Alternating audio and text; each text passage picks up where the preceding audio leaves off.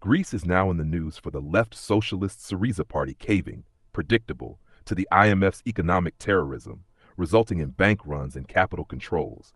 Echoing the previous two bailouts back to '09 and '10, the new plan will undoubtedly result in more collateral seizure of Greek assets for the engineered debt crisis shock doctrine that controls virtually all nations. Nothing new here, but it is illustrative for understanding the global banking structure that emerged from World War II at the Bretton Woods Conference in 1944. However, as we will see, the real structure extends further back into the shadows of World War I. Originally Bretton Woods' plan tied to the US dollar backed by gold, in 1971, the dollar became Fiat, Nixon shock, resulting in a global fiat system centered around command and control, large-scale economic planning, and fixed exchange rates. Under the guise of economic stability, the ruse was sold that this system would provide security and prevent rampant speculators from wrecking economies due to tying them to central banks. While there is some truth to this position of regulation limiting rampant speculation, the limitations of central banks only works if central banks are independent and national, printing their own currency. Of course, they are not, and the ability of the megabanks to own national economies through bailouts and being too big to fail shows however well-intentioned or effective that may have been in the past, it is no longer the case. The Marshall Plan was an aspect of this Bretton Woods restructuring for Europe, and in regards to the incorrect myth of Western conservatives concerning the ridiculous notion that the UN was a Soviet plot when the land was donated by the Rockefellers, Dr. Carey Bolton cites Quigley. The eminent American historian Carol Quigley, Foreign Services School, Georgetown University, Harvard and Princeton, describes the post-war situation leading to the Cold War, stating that the immediate policy of the USA rested on free trade and aid via the Marshall Plan, which would have included assistance for economic recovery to the Soviet bloc. However, the USSR saw this as a means for the USA to establish its preeminence in the post-war era.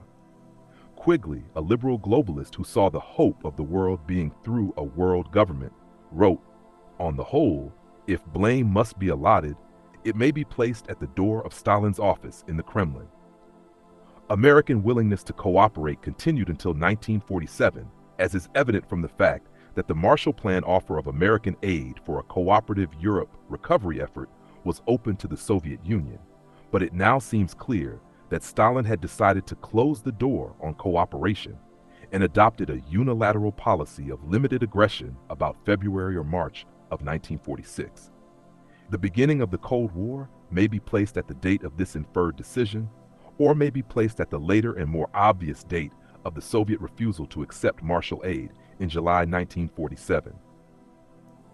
Quigley refers to the American Initiative for Atomic Energy, internationalization, and how this arguably very dangerous scenario for world domination was again scotched by Stalin. The most critical example of the Soviet refusal to cooperate and of its insistence on relapsing into isolation, secrecy, and terrorism is to be found in its refusal to join in American efforts to harness the dangerous powers of nuclear fission. This was the reason for the Cold War, and while the dialect was in a sense managed, in another sense it was not. The atomic race is connected to this, as the Baruch Plan was rejected by the USSR, as the US sought to use energy dominance as a means of overt control. Aside from these matters, the Cold War was also fueled economically as a race to further hedge control on the part of the Anglo-American Atlanticists through shadow banking power.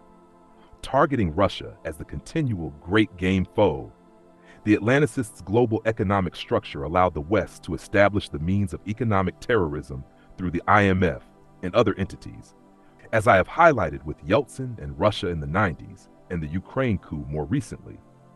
Bolton again comments on Bertrand Russell and the Fabian Atlanticists' genocidal attitude towards CIA and NGO operations against Russia, even in the Stalinist regime. Pacifist guru Bertrand Russell wrote in 1946 in the Bulletin of Atomic Scientists, expressing frankly the liberal internationalist attitude towards the USSR, which was anything but benign. Russell, who was to play a key role, along with many other eminent liberals and leftists, as Stalin-hating Cold Warriors in the CIA, founded Congress for Cultural Freedom, 26, makes it plain that the atomic bomb represented the ace card to the forcible establishment of a world state. The American and British governments should make it clear that genuine international cooperation is what they most desire. But although peace should be their goal, they should not let it appear that they are for peace at any price. At a certain stage, when their plans for an international government are ripe, they should offer them to the world. If Russia acquiesced willingly, all would be well. If not, it would be necessary to bring pressure to bear, even to the extent of risking war. 27. Seen in this context, the 2009-2015 Greek financial crisis can be understood as a maintenance of the Greek participation in the EU, as well as making sure Greece does not pivot towards Russia. Syriza's leftist socialism even appears to play into the oligarchical cabal by putting on a front of opposition to the IMF's shock therapy, while caving within no time and surrendering a platform that was all centered around further IMF loan sharking.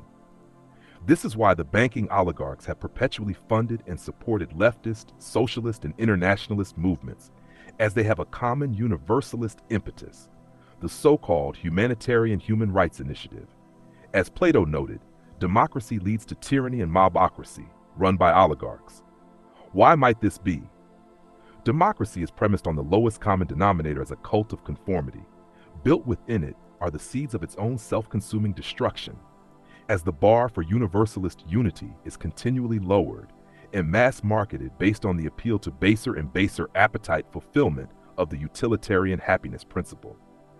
Of necessity, it must politically force the false equalitarian conformism it's based on universally, leaving total destruction in its path.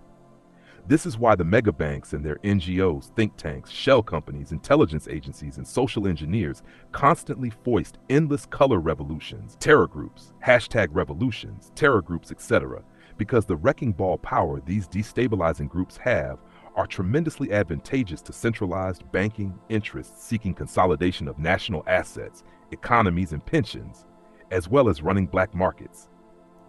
At the apex of this public structure is the Bank for International Settlements, the central bank of central banks.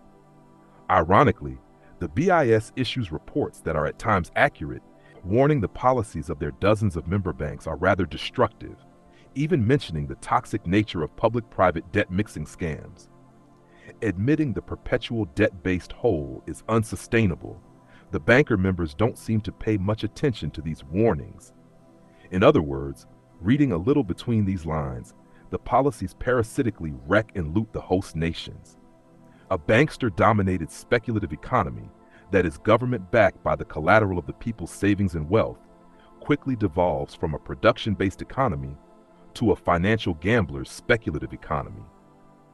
As we read concerning the BIS's own statement, it becomes evident the global government was in the process of consolidation at the time of even World War I through the Young Plan, and the BIS as a management of reparations, a world war prior to Bretton Woods, the IMF, and World Bank. The real reason it was established was a secretive CIA Swiss enclave for world management, where the Swiss government has no jurisdiction. Throughout the Cold War, this oligarchy was emboldened to expand into international control through the continual looting of Russia or any of its potential allies. Established on the 17th of May 1930, the Bank for International Settlements, BIS, is the world's oldest international financial organization. The BIS has 60 member central banks representing countries from around the world that together make up about 95% of world GDP. The head office is in Basel, Switzerland, and there are 2 representative offices in the Hong Kong Special Administrative Region of the People's Republic of China and in Mexico City. The mission of the BIS is to serve central banks in their pursuit of monetary and financial stability, to foster international cooperation in those areas, and to act as a bank for central banks.